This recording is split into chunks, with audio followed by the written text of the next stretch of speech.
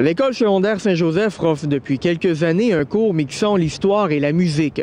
Nous avons assisté la semaine dernière à cette classe bien musicale.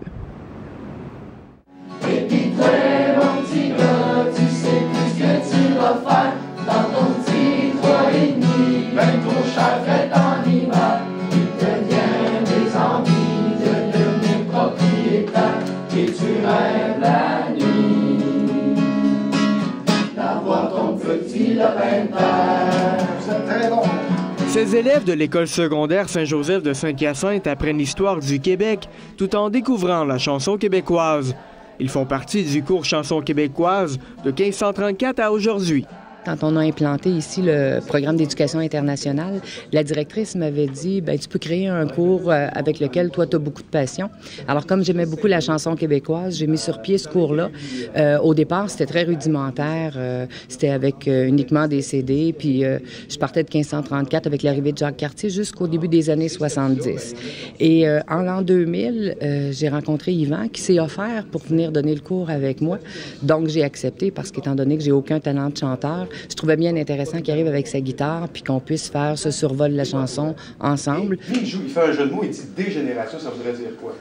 C'est comme les générations qui dégénèrent. Qui dégénèrent, OK. Oui, Lydia. Yvan Pion est un des anciens chanteurs du groupe Les Crooners. Le Mascoutin a décidé d'épauler Sylvie dans ce cours afin de mieux faire connaître le folklore québécois. J'avais suivi un cours assez important avec Sylvain Lelièvre, qui est un auteur-compositeur qui est décédé malheureusement. Et lui nous avait, dans un cours au Collège de Maisonneuve à Montréal, sensibilisé à ça, toute l'évolution de la chanson québécoise. Et le côté historique m'a toujours intéressé avec les cours d'histoire du secondaire. Alors, jumeler histoire, politique, morale et chanson, pour moi, c'était comme quelque chose de très stimulant. Et puis, dans la famille, chez nous, on était une grosse famille, donc la chanson folklorique et les époques yéyé, tout ça, ça fait vraiment partie de mon bagage. Il y a une première auteure-compositeur québécoise qui a été interdit de tourner à la radio, c'était Marie-Rosanne Travers. C'est quoi le vrai nom de son nom d'artiste à Marie-Rosanne Travers?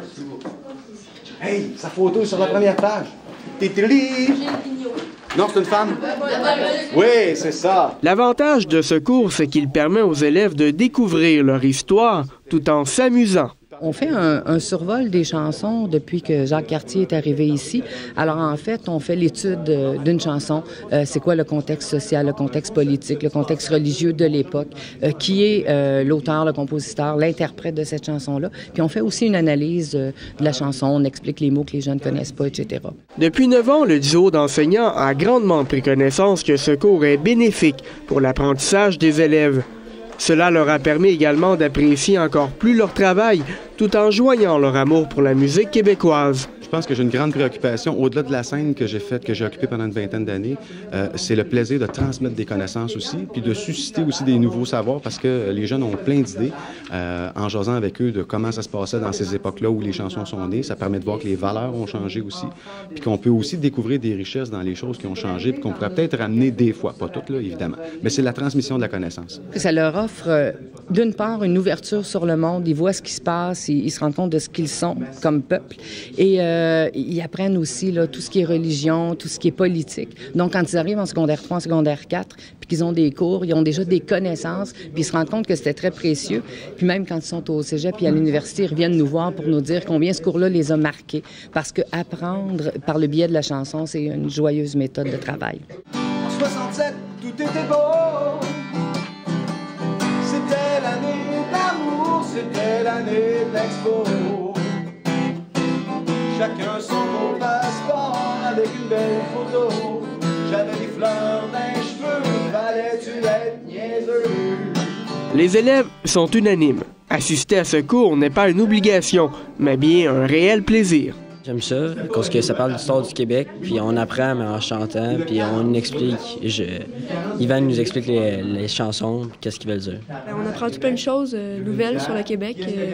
C'est vraiment intéressant, c'est chez nous, c'est bien. Ouais, j'aime ça parce que ça nous fait voir d'autres choses, d'autres facettes de l'école. Puis, sérieux, j'ai appris vraiment gros des choses à propos du Québec.